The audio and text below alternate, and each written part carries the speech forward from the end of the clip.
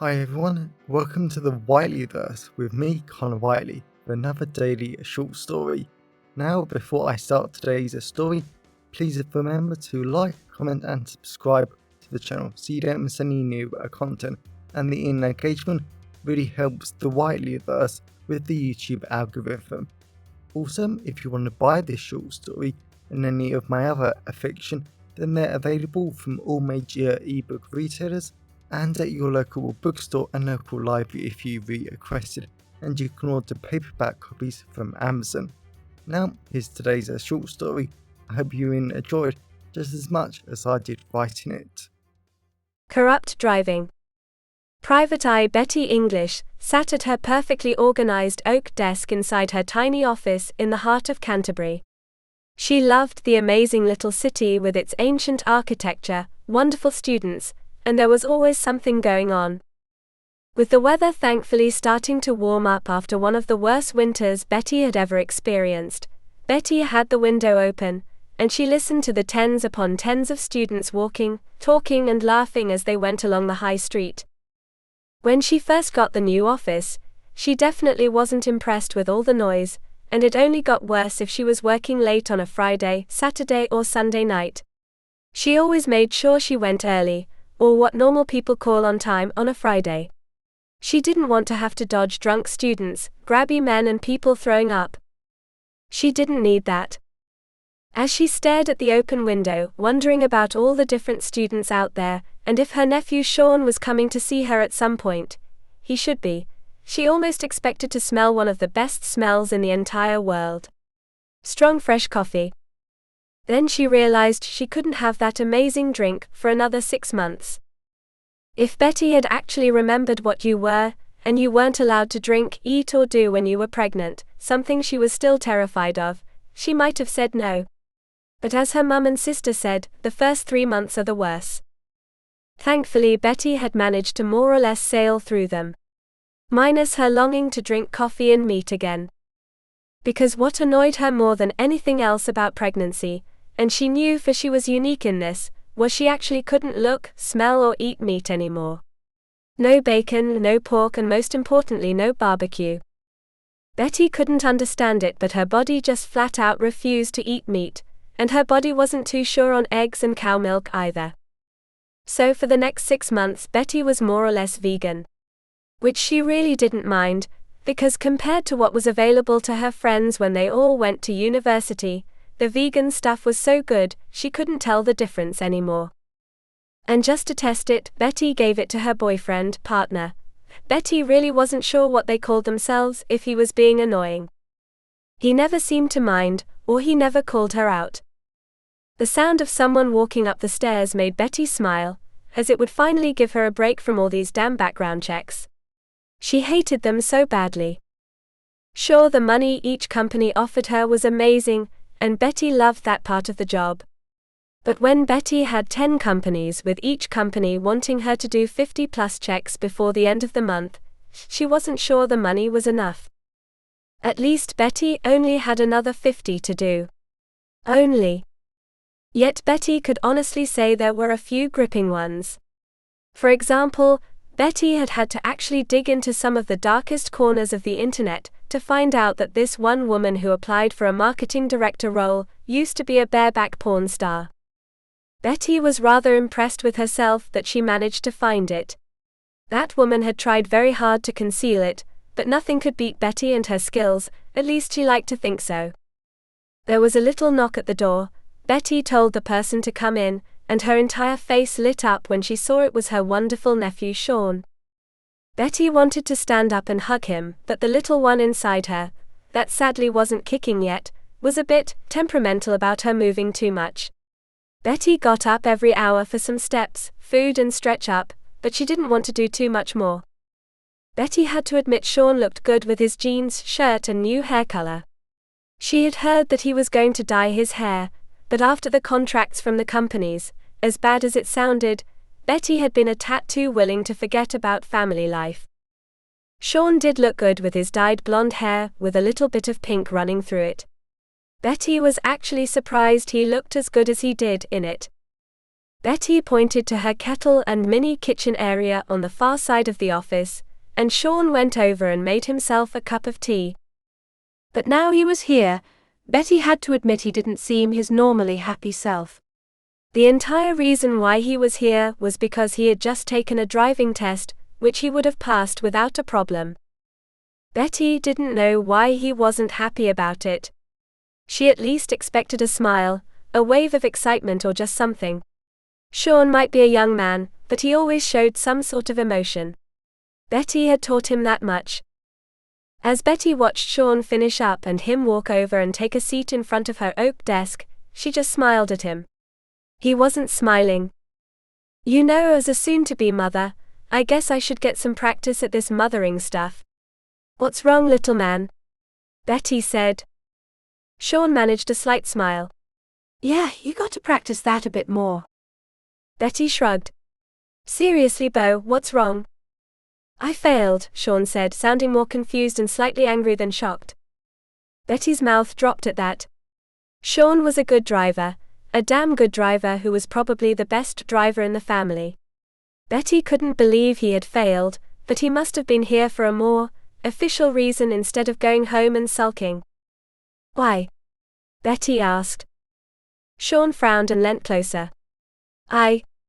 I think the examiner lied about my test." Now Betty was going to need a lot more information, because as far as she was concerned, all driving examiners were grumpy old people who knew they were in a dead-end public service job, and they took out their anger on everyone else. "They can't lie," Betty said, "that's illegal." Sean nodded slightly. "That's my point. The driving examiner said he had to stop me when I caused a car to almost crash." Betty smiled slightly. You almost causing someone to crash. The boy who me, Graham, and my sister have all refused to drive for now, because you comment on our driving." Sean blushed a little. "Yes, sorry." "Tell me more about this so-called crash," Betty said. The only reason she wanted to know was because she just wanted to get away from those damn background checks for a while. "Well," Sean said, "I was driving down the dual carriageway between North and South Little Village." Betty laughed a little, as she remembered that terribly named village. She had no idea why someone had called it that, and it was actually a small town. "Then in reality, I was driving fine. But the examiner said I was surfing in and out of the lanes, without signaling or checking if it was safe to do so." Now Betty was a bit confused. She had driven with Sean for a fair while, and he had never done something as stupid as that before. That was just a suicidal thing to do. "What happened when you questioned it?" Betty asked. Sean frowned. "Stupid examiner threatened to call the police, because I was, I quote, getting physically abusive to him." "Wow." Betty shouted, and that was all she could do. Sean was the last person who would ever get physically violent, or even raise his voice. It was stupid to imagine Sean would get abusive towards someone. "Your driving instructor?" Betty asked. "Doesn't care. Thinks I was wrong and wants me to rebook." Betty didn't have the heart to tell him he would have to rebook whatever happened, but this was interesting. She didn't want to go back to those background checks after hearing that.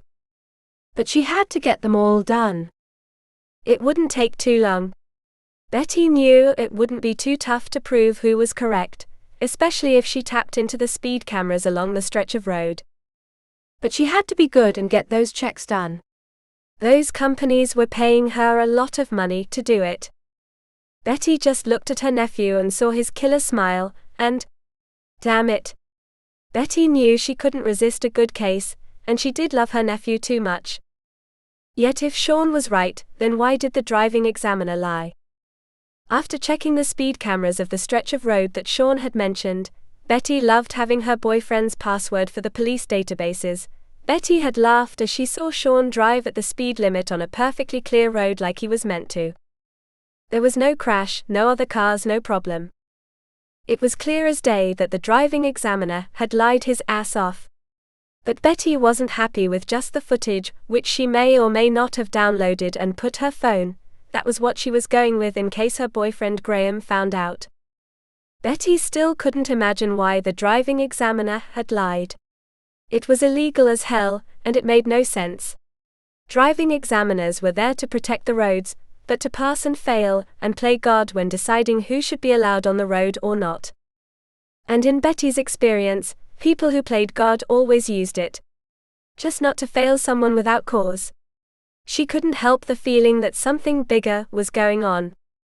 As Betty rested her hands on her baby bump inside her little red car, forcing her fears away about being a mother, she had to breathe shallowly with her window wide open as Sean had been sulking on the drive to the driving test center, so Betty had bought him a fast food burger.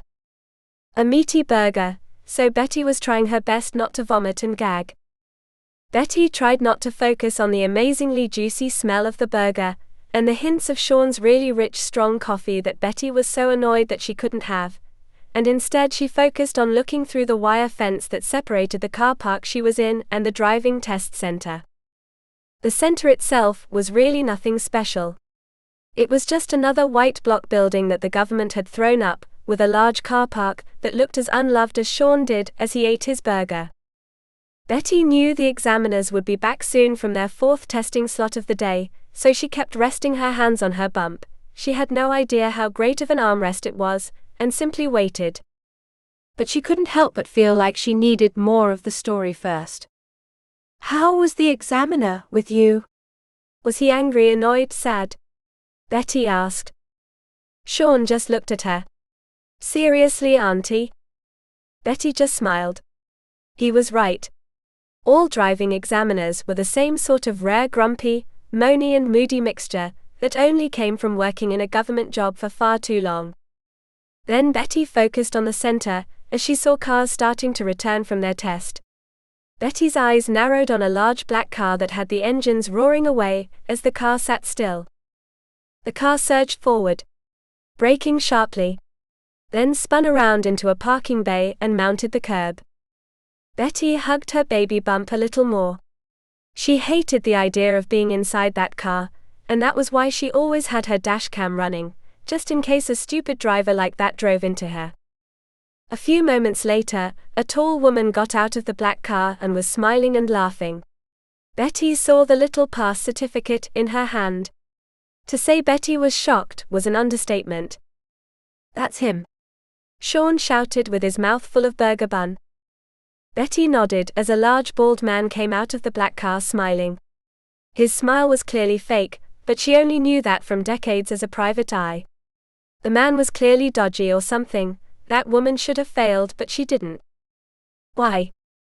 Know what time the examiners go for lunch?" Betty asked randomly. Sean nodded. The grumpy old fart did mention he was looking forward to after the fourth test. Betty wanted to shrug, but she didn't really want to be rude to Sean after everything. "Stay here," Betty said as she slowly got out of the car. She had forgotten that she was pregnant, and the little one inside her caught her off balance sometimes. Betty turned back to Sean. "Actually, come with me please." Sean laughed and Betty wanted to playfully hit him. She couldn't easily do this herself, but as she was expecting, she didn't want to take any chances whatsoever. Betty locked the car, and after a few minutes of slowly walking, a mixture of walking and wobbling for Betty, they both went into the center. Betty was impressed with how cold and clinical everything looked. It was horrible. The entire place was a solid large box room with bright white walls and cheap plastic chairs. It was simply awful. At least there was a single fake plastic plant at the entrance that was big enough to hide behind, so Betty gestured Sean to do just that. At the far end of the box room was a white desk with an elderly woman standing behind it smiling. And to Betty's utter shock, it was a real smile. This crazy woman was actually happy to be here. Betty went over to her and forced herself not to gag at her extremely strong perfume. "What can I do for you, madam and the little one?" the woman said. Betty was still getting used to people saying that. "Hello, I am Betty English, and I'm looking for a Mr. Betty said, checking the name Sean wrote down for her, Jackson Ploggerman. The woman frowned. "Not another one of his bitches, are you?" Then the woman dared to point to Betty's baby bump. Betty smiled and tried to suppress her laughter. "No," Betty shouted. The woman smiled a little. "I'm sorry, miss. I didn't mean to offend. He's just a bit difficult. I would love him to just retire." Betty smiled a little herself. Betty took out her private eye license. "Bettie English Private Eye. Tell me where he was and maybe I can help." The woman looked around and frowned, and she pointed to the exit. Betty turned out and frowned as she saw a large black car driving away. She knew instantly that Jackson was gone and Betty had to find him. She had to get to the truth.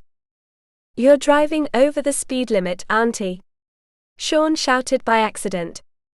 Betty made herself smile and take long deep breaths of the amazing coffee-scented air as she drove through a 30-mile-an-hour zone at 32 miles an hour. Hardly breaking the speed limit. And if she wasn't pregnant, Betty would have braked harshly just to make Sean spill his coffee. She did love him, but he wasn't even a real driver yet. As Betty kept driving through a housing estate, she was starting to get more and more glad for having slightly, majorly, illegal access to the speed cameras of Canterbury, which she was pretty sure Graham was going to change his password soon. As Betty pulled the car to a gentle stop, because apparently a harsh stop wasn't how you were meant to drive, she instantly hated all the houses in the estate. They all looked exactly the same with their red walls, black front doors and 4 triple-glazed windows. Betty really didn't like it here. There was no character, community or feeling. Then Sean wrapped his arms around her, and at first Betty thought he was hugging her. Then she realized he was helping her stay steady on her feet. Horrible kid. "I'm pregnant. Not crippled," Betty said. Sean smiled and kissed her on the cheek. Maybe he was a great kid after all. "Which house is it?" Sean asked. Betty simply pointed to the house a few doors up with a massive black car outside, with an oil trail going towards it. They both went up to Jackson's front door and knocked 3 times. To Betty's surprise, an elderly woman answered it with long grey hair, and as soon as she saw Betty's bump, a massive smile filled her face. Betty elbowed Sean in the ribs to play along. "I'm so sorry, miss," Betty said, "but can I borrow your phone? I need to call an ambulance. The baby's coming." Of course, the woman said, forcing Betty inside. "Jackson." Betty and Sean went into the large modern living room, with a massive television on the wall, and all the modern comforts of home. But what Betty was more interested in was Jackson Ploggerman sitting on the black sofa. He looked at Sean. "What are you doing here?" The wife came in. "What's going on?" Betty smiled and looked at her. "I'm so sorry to mislead you, but we needed to make sure your husband was home." "That's it. I'm calling the police," Jackson shouted. "Bettie English Private Eye," she said. "And Mr. Ploggerman, you can call the police and tell them how you're taking bribes. Or you could talk to me." Jackson swore under his breath and both him and his wife sat down. "You ain't got nothing on me," Jackson said. "Actually, I can prove with camera footage that you lied about my nephew's driving test." Jackson sweated a little. "Now that might not be enough for prison. But you will lose your job," Betty said calmly, "and I have dashcam footage of how badly a person you passed drove back in the test center. Will it be hard for me to find other examiners that disagree with you passing her?" The wife stood up and walked away from her husband. "What did you do?" Jackson frowned at Sean. "What does that man want?" Betty had no doubt that Sean's new hair color annoyed some older people, because that must have been too gay for them. But Betty wasn't going to let Jackson hide something behind that excuse. She knew there was something bigger going on. "You might not like my nephew's hair and sexuality. But that wasn't the reason for failing him, was it?" Betty said. Jackson swore again. "Mr. Ploggerman, I am very good at my job. Do I need to look into your financial records?" The wife laughed. "Dearie, I'll get them now for ya." She went to turn around, but Jackson shot up. "Don't. Then Betty realized it was Jackson who controlled the money and kept the house running. His wife probably worked and did the housework and looked after the grandkids. But she didn't know what was going on in the bank accounts. Betty went straight over to him. "How much? Who paid you? And you will agree to my terms." Jackson swore again and sat back down. £10,000 a woman paid me. Some new marketing director girl, Mary Ann Shooton. Betty coughed. That was the name of the woman who was a former porn star, who she did a background check on. Why did she want Sean to fail? "Thank you," Betty said. "Now you will do two things for me." Jackson nodded. "You will give my nephew a free driving test today. If he fails for real reasons, then fine. If he passes, you will pass him and give him £100 as compensation." Jackson looked like he wanted to argue, but his wife got up and jabbed him in the stomach. "Fine," he said. "Excellent," Betty said as Sean and Jackson went out of the house and the two men drove off to the driving test center.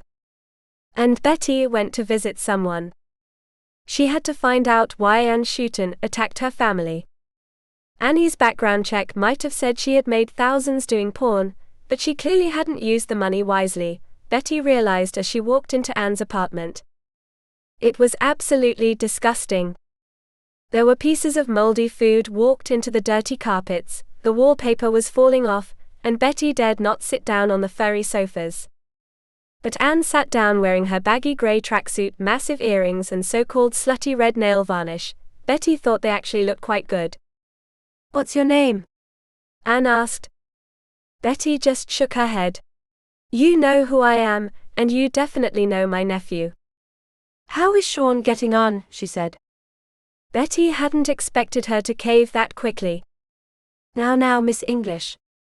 I only did porn back in the day to pay for uni. I am intelligent. Anne said, gesturing to the apartment, cannot find a good job at the moment." "Hence the marketing director position?" Betty asked. Anne nodded. "I wanted to better myself." Betty shook her head again. "It makes no sense. Why bride that driving examiner?" Anne cocked her head. "Didn't you get my email?" Betty shrugged. "Oh," Anne said, looking embarrassed. "I emailed you saying, unless you confirm in the next 24 hours, you won't tell the company about my porn days. I'll make your life hell. By going after my nephew. I never got your email." Betty shouted. Anne seemed to crawl up into a ball. "Oh." Betty flew her arms up in the air. "Oh, indeed. You brided someone just because you thought I would tell the company about your past." "Would you?" Anne asked. Betty laughed. "No. The company you applied for didn't want all the little details like the others. Your company just wanted me to check for illegal things.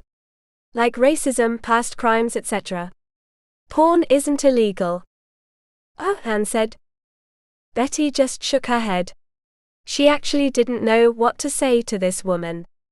But Betty would be lying if she said she didn't admire, or at least like the woman a little. Anne had been willing to do anything to better herself, and maybe even her future family. Betty would like to think she would have no problems doing the same. "Are you going to tell them about me now?" "I deserve it," Anne said. Betty stroked her little baby bump. "No.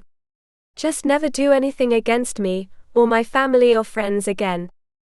"I promise," Anne said. Betty nodded, and went to the apartment door and stopped. "For what's it's worth. I hope you get the job. You seem like a good person at heart." Later that night, Betty was laying on her wonderfully soft grey sofa, with her head resting on her sexy beautiful boyfriend's lap, as he blew her kisses and made her laugh. She damn well loved him. He was beautiful with his slight beard, ginger hair and just perfect body. He really was going to be an amazing father, and she hoped she would be a great mother to the little one inside her. The air was filled with the beautifully hints of herbs, vegan meat, and so many other great smells that made Betty just flat out excited for a very late dinner with the man she loved. And after the truly awful experience of Sean eating that burger and Anne's messy apartment, Betty was really looking forward to something her body wouldn't gag at. As Betty was slowly got up and snuggled up with Graham, she loved the feeling of his hard body and his loving hug. Betty was proud of herself for what she did today. She exposed some corruption, got all but 10 of the background checks done, and most importantly, she helped her beautiful nephew. He had passed perfectly this time round, without even minor faults. Betty wished she was that good at his age, and now if she remembered correctly, Sean had driven him and his boyfriend out for a good dinner together. Betty did love them both. Sean was just a wonderful young man, and his boyfriend was great too. They were a perfect match, like Betty and Graham. Betty gave him a kiss, as she wondered about how she would be as a mother. Both her and Graham had spoken about how scared, excited and worried they were, but at the end of the day, Betty knew that was what made great parents.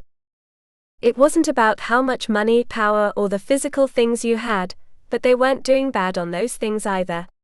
It was about how much you cared, loved and tried your damned hardest to do your kids proud. And Betty knew for a fact, herself and Graham would do anything for their kids. Betty had dropped everything for her nephew, because of one of his theories. He could have been wrong, he could have lied, he could have done so much. But Betty loved him, so she was going to try for him, and she was going to do that a hell of a lot more for her own kid. And that really, really excited her. Welcome back everyone, it's me again, Connor Whiteley. So I really hope that you enjoyed today's story, because I flat out love writing, creating stories and sharing them with you. If you really enjoyed today's story, then please remember to like, comment and subscribe to the channel so you don't miss any new content, and the engagement really helps the Whiteleyverse with the YouTube algorithms. And if you want to buy this short story or any of my other fiction, then they're available from all major ebook retailers, and you can get them from your local library if you requested, and you can order the paperback copies from Amazon, your local bookstore or local library if you request it. Lastly, if you want to support the channel on a one-off basis, then you can now buy me a coffee at buymeacoffee.com/Connor Whiteley. Also, if you know anyone who would enjoy today's story, then please share it with them. I'm always really grateful when you wonderful people help spread the word about the channel. So, thanks for watching the Whiteleyverse, and I'll see you again soon. Have a great day, everyone.